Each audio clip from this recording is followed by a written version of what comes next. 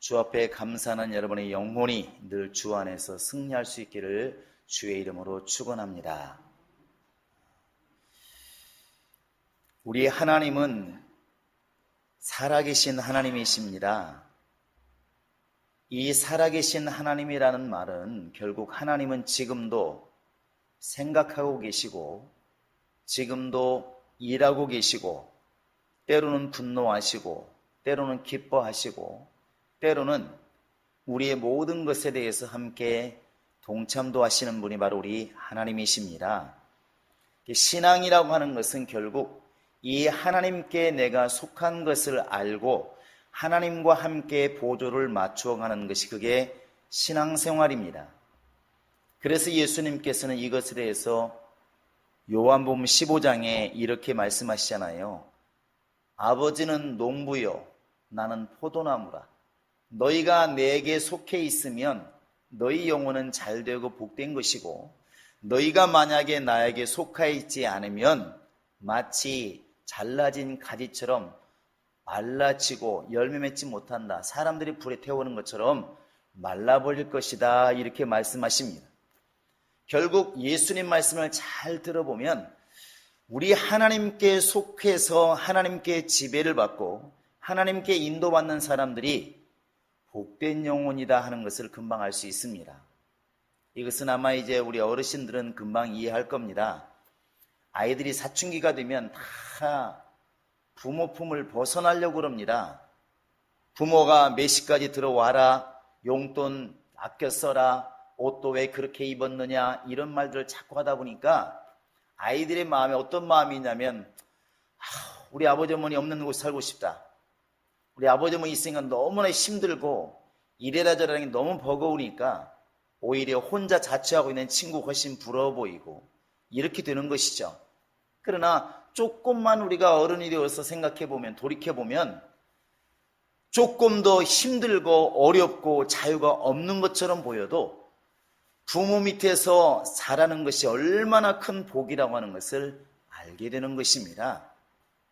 그것처럼 언뜻 보면 불신자들이 자기 마음대로 행동하고 누구도 지배받지 않고 마음대로 살아가는 것이 멋있어 보이고 행복해 보일지 모르겠지만 성경은 말하기를 하나님께 속하여서 하나님 말씀을 들으면서 오히려 절제하며 근신하며 살아가는 것이 훨씬 더 복이 있다고 성경은 그렇게 말하고 있다는 것입니다. 이 신앙생활은 하나님께 나를 완전히 굴복시켜서 하나님의 뜻대로 사는 것이 결국 우리에게는 복인 것입니다. 그래서 우리가 고백하기를 바로 하나님이 누구시냐? 모든 생명과 복의 근원이시다. 이렇게 말을 하고 예수에 대해서 말하기도 예수는 모든 생명과 복을 주관하시는 우리 모든 것의 근원이시다. 이렇게 말합니다. 여러분 이런 말하면은 금방 구약의 창세기 12장에 아브라함이 떠오르지 않습니까? 하나님께서 아브라함을 세우시면서 너는 복의 근원이다.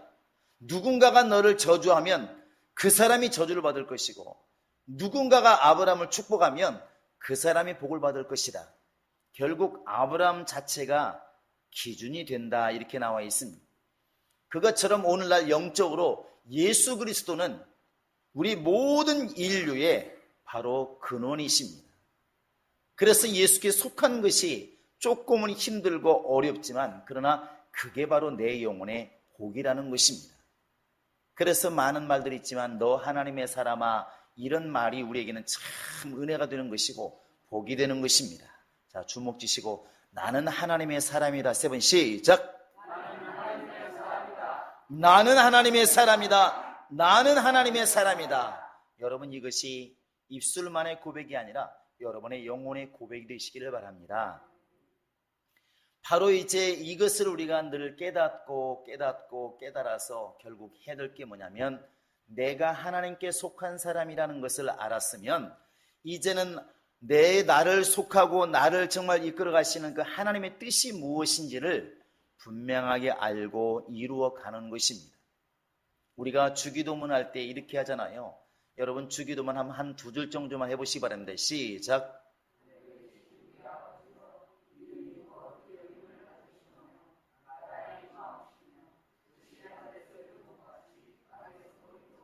거기까지만 합니다. 자, 여기에서 보시면 뜻이 어디에서 이루어진 것처럼? 하늘에서 이루어진 것처럼 땅에서는 이루어졌다가 아니라 이루어지이다 이렇게 되어 있습니다. 왜 그럴까요? 지금도 계속 하나님의 뜻은 이루어져 가고 있다는 것입니다. 예수님이 이렇게 말씀하십니다. 아버지가 일하심에 나도 일을 하여야 하리라. 지금은 낮임에 우리가 일을 하여야 하리라. 사람들이 생각합니다. 뭔 소린가 도대체. 아니 누가 일 안 하는 사람이 있나?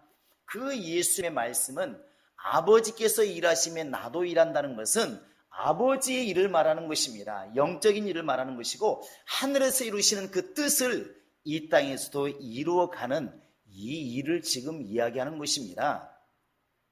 그래서 우리가 하나님을 이야기할 때 성부, 성자, 성령을 이렇게 이야기합니다.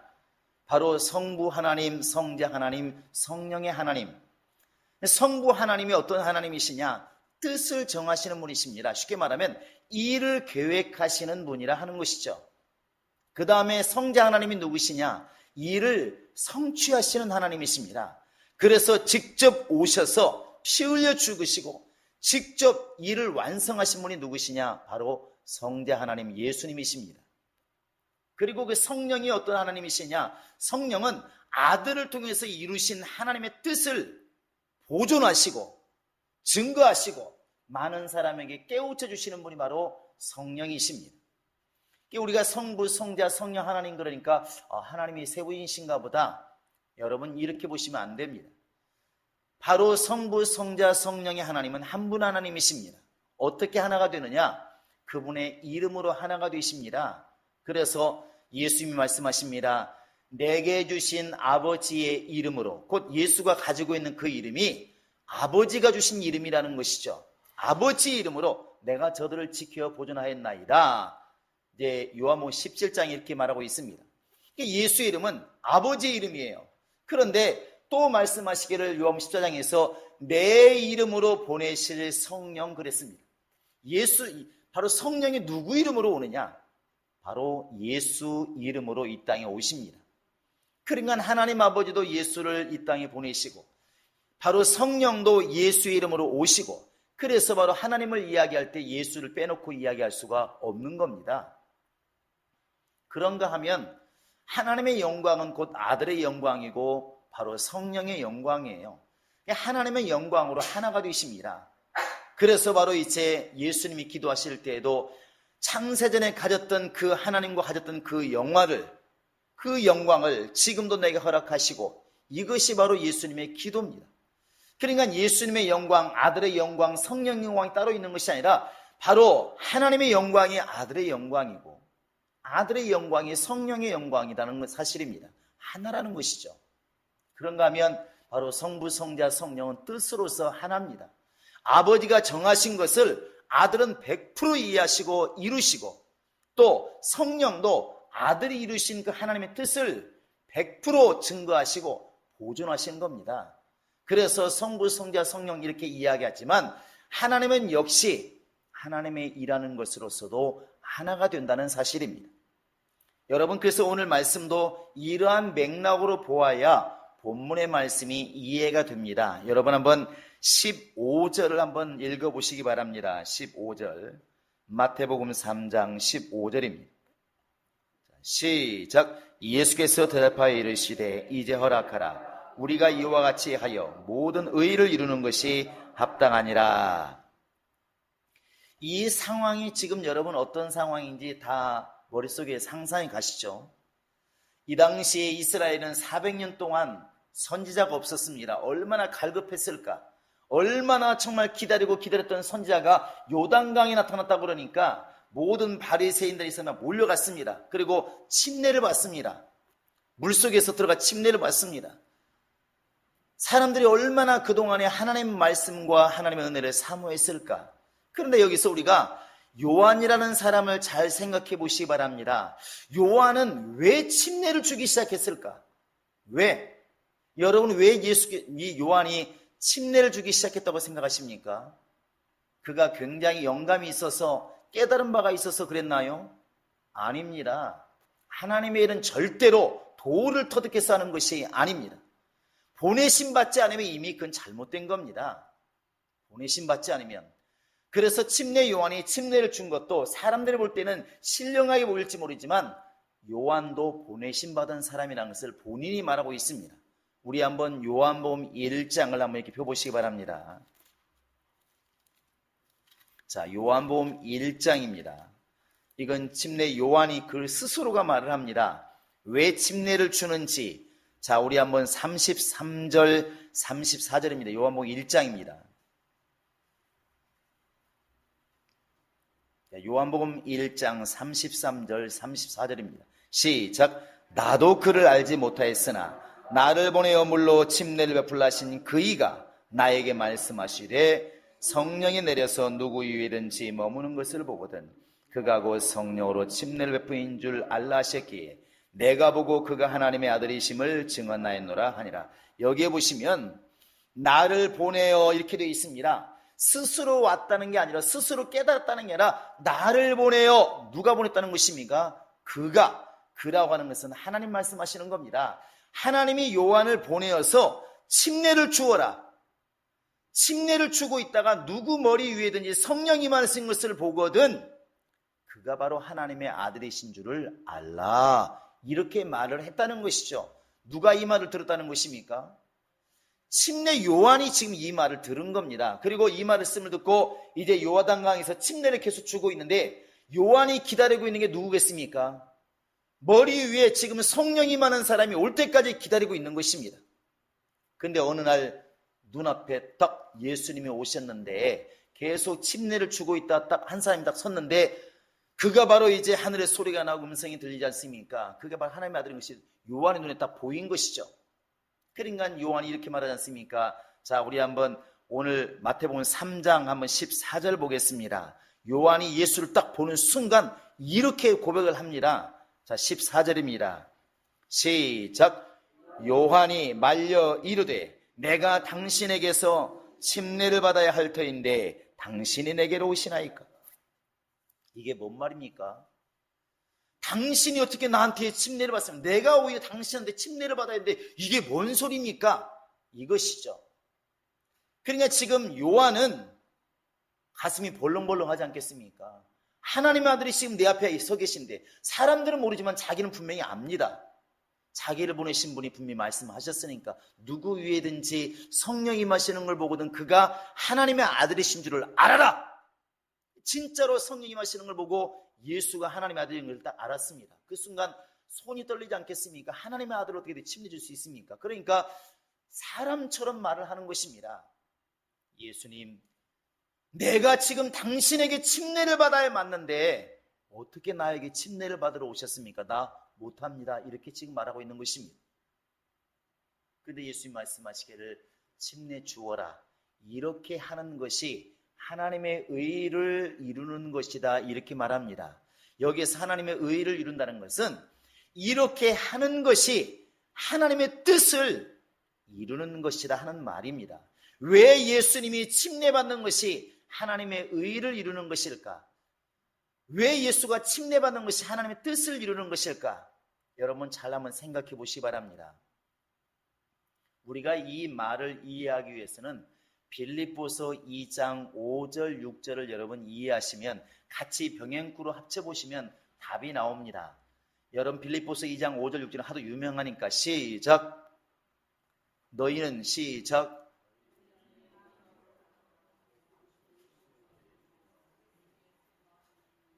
야, 성경을 찾아서 오늘 외시기 바랍니다. 자, 시작.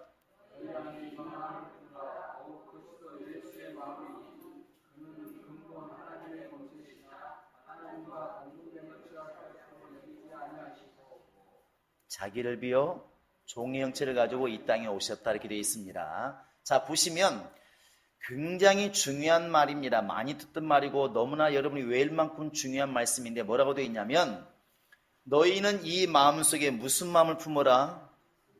자, 나에게 예수의 마음을 주세요. 시작. 그래, 하나님 묻습니다. 예수의 마음이 뭐냐? 예수의 마음이 뭐냐? 물었을 때 답이 바로 그겁니다. 그는 원래 근본이 하나님의 본체시에서 하나님과 동등되시지만 다른 말로 말하면 하나님이라는 사실이죠. 예수는 하나님이십니다. 그런데 예수가 택한 길은 하나님의 길을 택한 것이 아니라 종의 길을 택하셨다는 것이죠. 이해하시겠습니까? 그것이 바로 이제 요한복음 1장 1절에 이렇게 나와 있습니다. 태초에 말씀이 계시니라. 이 말씀이 하나님과 함께 계셨으니 이 말씀이 곧 하나님이시니라. 이렇게 되어 있습니다. 그 다음 말씀이 육신이 되어 이 땅에 거하심이 이렇게 되어 있거든요. 그러니까 말씀으로 계실 때 분명히 하나님이신데 왜 종의 형체를 가지고 육체를 입고 이 땅에 오셨을까? 두 가지 길이 있다면 하나는 하나님의 길이고 하나는 사람의 길인데 사람의 길을 예수님은 택하셨다는 것입니다.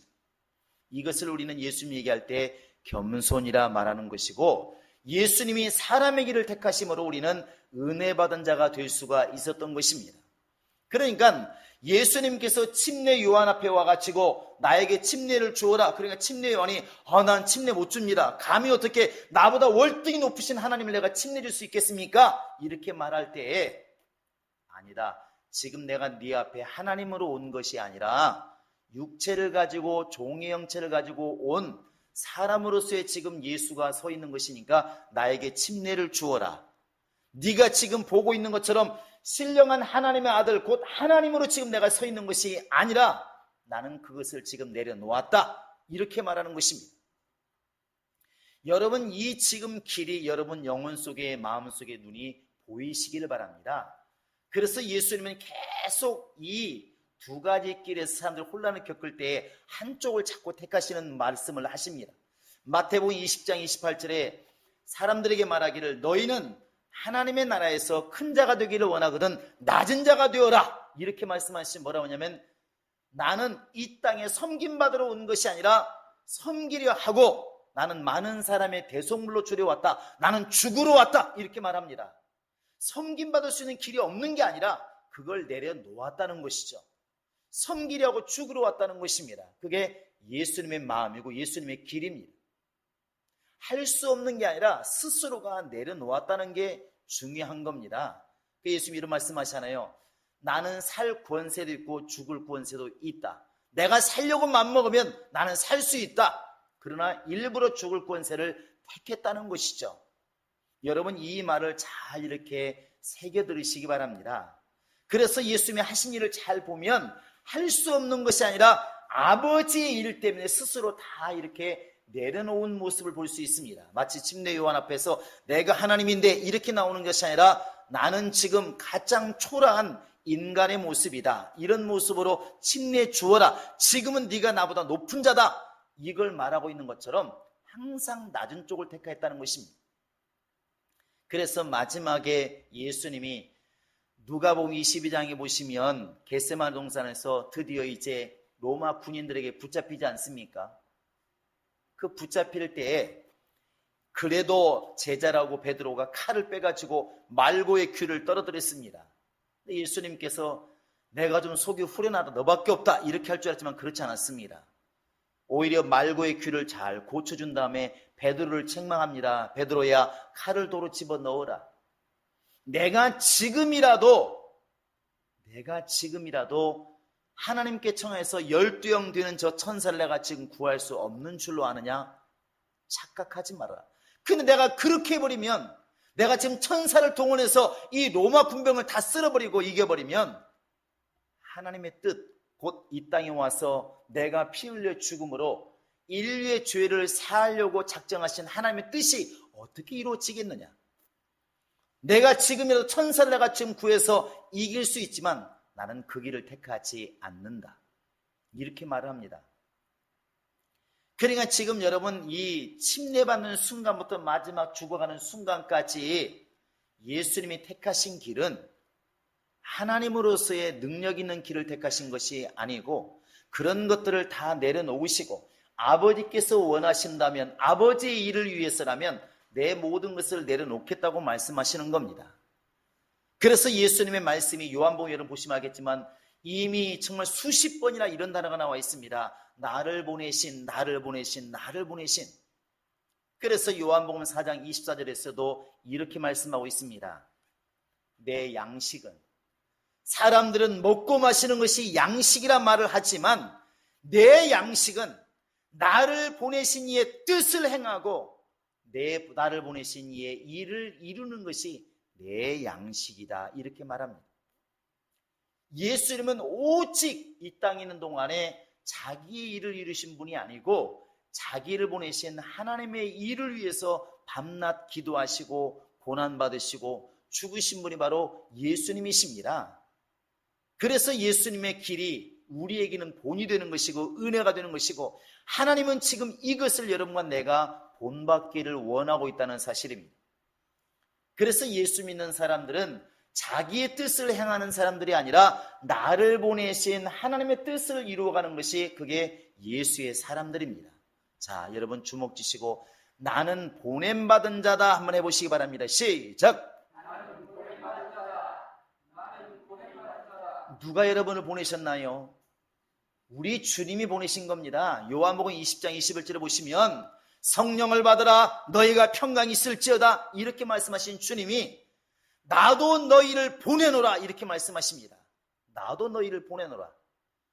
예수님이 지금 아버지의 보내심 받아서 이 땅에 와가지고 자기의 모든 것을 내려놓으시고 하나님이라는 사실, 하나님의 아들이라는 사실, 이런 영광 받을 것을 다 내려놓으시고 정말 피 흘려 죽기까지 자기를 정말 낮추어서 아버지의 일을 다 이루신 것처럼, 여러분과 지금 나도 예수님께서 나를 보내셨다면, 우리가 예수 닮은 사람이라면 나를 보내신 예수님의 일이 완성되도록 내 모든 것을 다 정말 희생하고 낮추는 것이, 그게 예수 닮은 사람이 아니겠냐 하는 것입니다.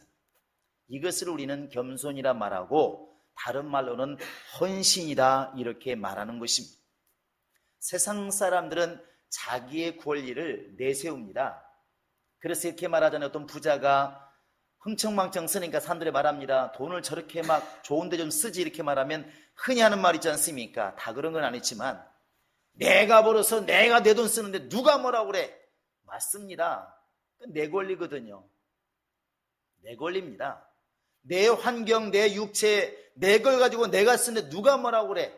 이렇게 말하는 것이 바로 그게 세상 법칙이에요.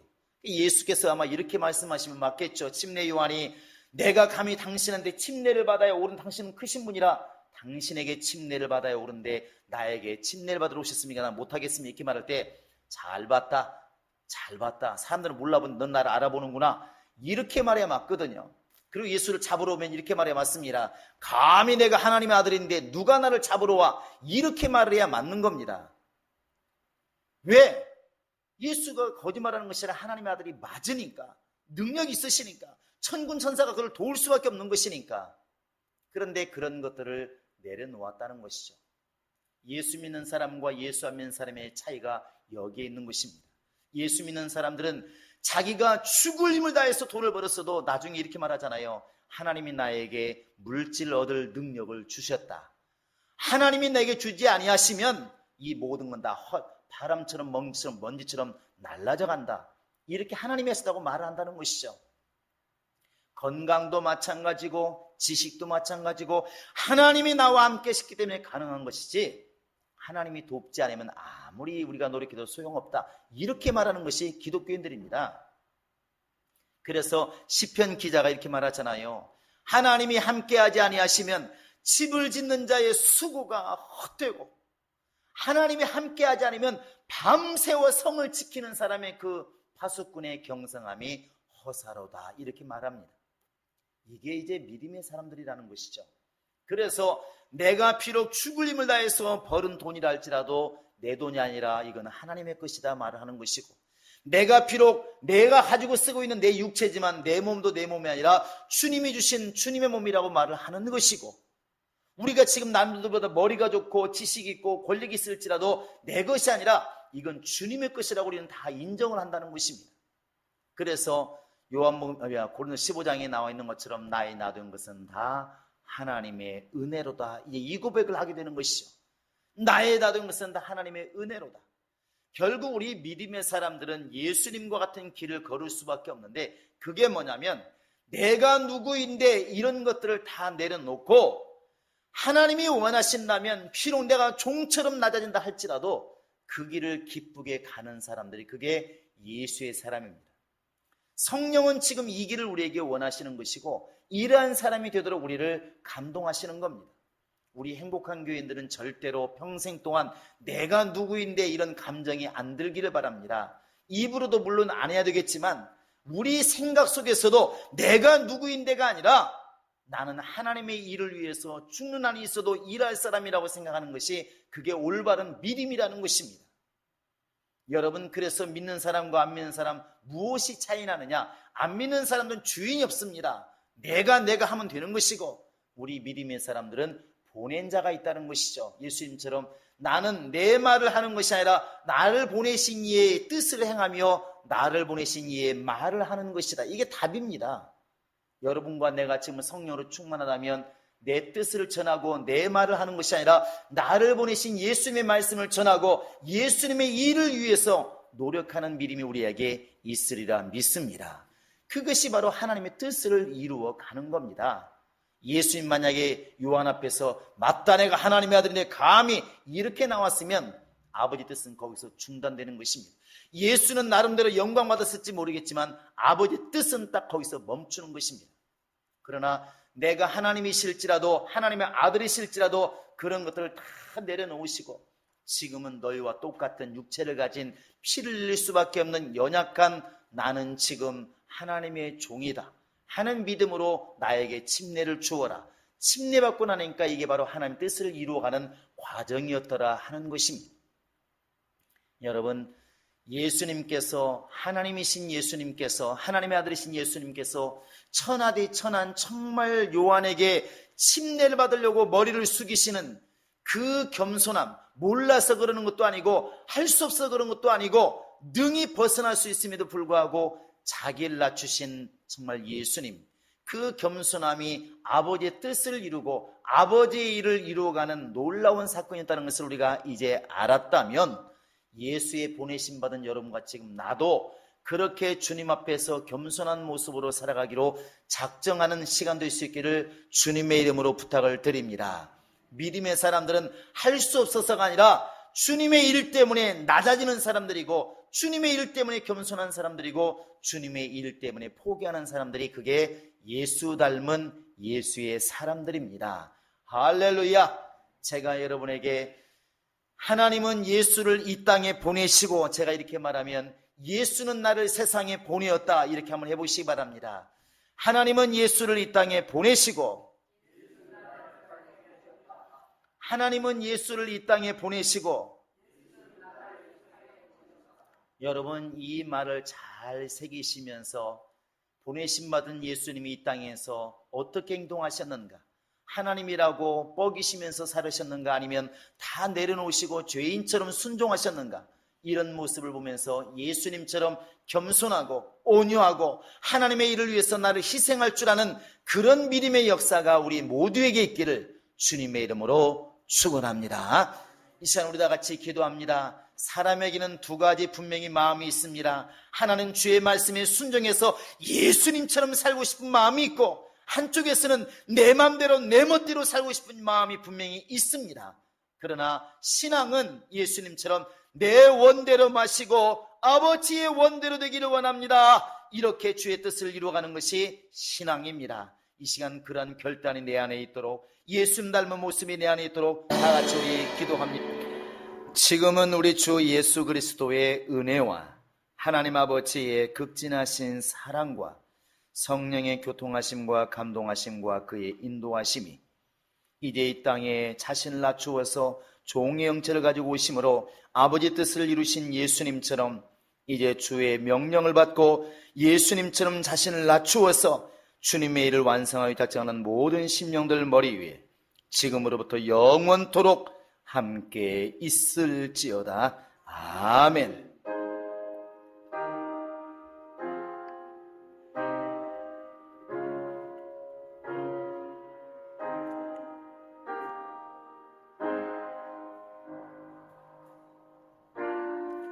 주님의 높고 위대하심을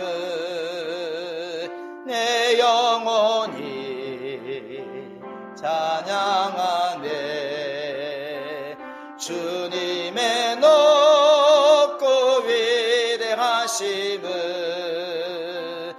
내 영혼이 찬양하네.